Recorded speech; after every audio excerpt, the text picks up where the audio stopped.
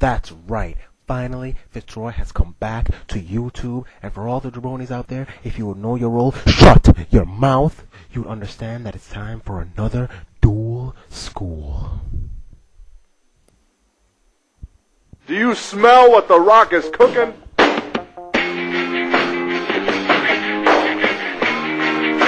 The Rock says, The Rock says, The Rock says, The Rock says. Creating a team seems to become quite the rage in the Yu-Gi-Oh! TCG as of late. Well-established teams such as Comic Odyssey, Savage, and Nexus have led players all over the nation to follow suit and create their own team. Today, Fitzroy will be going over the deck of a player from Team Kenshin, a Florida-based team created by Richard Clark, so big that it actually needs two divisions, Kenshin North and Kenshin South. Also, being the inquisitive person Fitzroy is, I overheard a conversation regarding which card is better, Solemn Judgment or Pulling the Rug. Listen in and make your own decision and comment about it. But before that, Fitzroy will go over a zombie deck through the perspective of a member of Team Kenshin South. Team Kenshin, going over the deck that you ran. So why'd you, well, first of all, what deck did you run today? It was like a zombie aggro deck. Trying to focus on like killing you. Basically in between the time that throwing you off your game by stealing your summons with like pushbacks and the bullet one. So I looked at most Monarch decks I was testing against. It's usually like Monarch effect, attack for a turn or two, another Monarch effect, and they just keep trying to get more advantage that way. So I tried to basically run this summon because not too often that there was like one monster. Like it's always like summon a monster, do something. So usually when I would force back, it'd get the monster off the field. So, it'd leave them open so I could just kind of swarm in with Zombie Master. Cool. So what kind of tech are you running, or what about your side deck? Side decks? Funny thing, I didn't really have a real side deck until like a couple days ago. Didn't have a side deck until a couple days ago.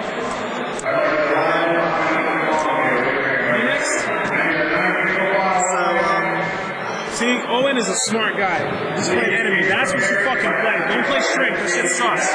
Don't play strength. It's enemy for the win right there. So let's go over some of your picks and why you chose them. Alright, well,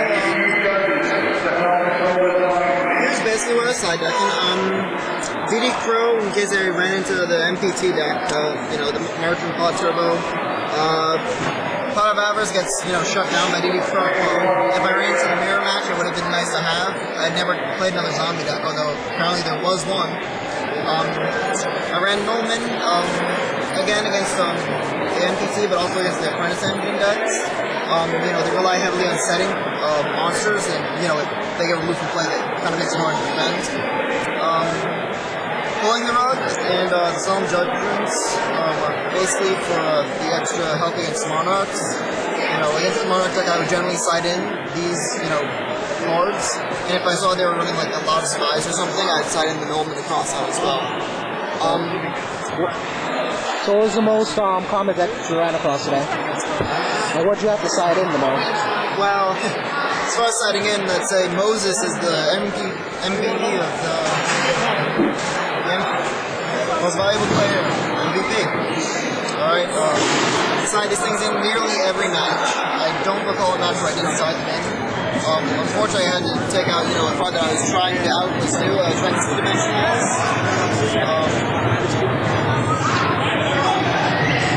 Right, two of that card, it basically was like a third cylinder, a second and third cylinder. The idea being that even if they do try and get somebody in there, I can, kind of throw back the damage, kind of get them down further. It was good for keeping on the pressure, but I ended up siding it out a lot, both of them for the Moses. Sided and pulling the Rug a lot, for the extra help against the Monarch decks. I did side in enemy controller once or twice. It was because I was having a hard time getting around some stuff, like he had the Spear Reaper that I had a hard time getting around, and he had the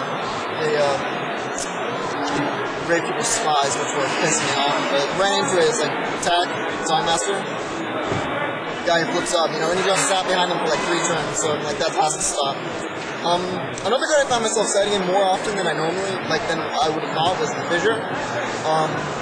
You know, I found that, you know, sighting in the Fissure helped me get rid of those problem monsters that I was dying to, you know? I mean, so it hurts without having the extra smashing rounds. You have to kind of look around for, you know, so Fissure, man. Starter deck card, still a good card. Cool. Other cards in my side deck that I had from there, I had the enemy controllers and the twisters.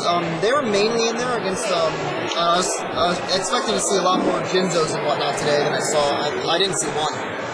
You know, you'd think with the card going to 2 that everybody would be like, "Oh my God, Jinzo, let's go!" Not happening. So I kept the enemy controllers and the twisters in there for the Decree and the Jinzo respectively. I'm running 11 traps, so you know with the Decree active, I can't do much about it. So I'm always going to side the twisters. Also, Twister can get rid of Future Fusion. And you know something that didn't cross my mind then is I probably should have sighted in when I was having a hard time with Swords River and Light. For some reason, everybody seems to like want to play that card again, so I don't know. It slowed me down though. I wasn't expecting it. The Grand Mole, it was kind of in there just in case. When I put it in, I didn't really have an idea on what I was sighting it in against. And the Dust Wombats and the Twisters were in there. You know, Twister was for the dual purpose. Dust Wombat was for the burn deck. Burn is burn. You can't really expect it, but it's nice to have a card in your side deck that, you know, kills the strategy dead. Right. So, that was my side deck. Main deck? I need to make a few adjustments. You know, I obviously didn't do too well today, seeing how that's the top thing over behind you. So I found usually when I was side decking, I would find myself siding out some of the burn elements on my deck. You know, like, usually it'd be the Dimension Walls and the Ceasefire would be some of the first cards to go. The Cylinder would usually stay in. Siding out, that was basically it. I usually ended up siding out those like 4 cards and put in, you know, the cards that would help me better combat the other deck. So that was that. Overall, it's a learning experience, and I had a good time. And that's my deck. Cool. Thanks for sitting down with us. They're freer and they're better. No, but I mean, I don't just use, you know. They're freer. Hold on. So are you saying that Solemn Judgment isn't a good pick over when you're playing Apprentice? Yeah, I play Rogue. I mean, Rogue's Breaker. Rogue's... Let me hit you with something. I watched one of your matches today, right? Jensen brought out Jinzo, right? Jinzo. You had how many Homer Rugs face out? And how many bottomless? 1. If you had 1 Solemn Judgment, you would have stopped all that. That's a good point. But he was playing Green Baboon. Okay, so Well, because he was playing that deck, you know, oh, well, I'm good unless he plays a card that my deck can't handle. You know, Solemn Judgment's a very good card, you know, just to have. Here's what I'm saying. I had the field set up where if he cyber, If he summoned anything but Jinzo or Green Baboon or, you know, I had Green Baboon. So if you just summon the beast, I would have just Mirror Force and then rob me the beast when he brought it out. And that'd be a game. But what I'm saying is like, you're right. Jinzo in the beast deck, I mean, Jinzo is very common.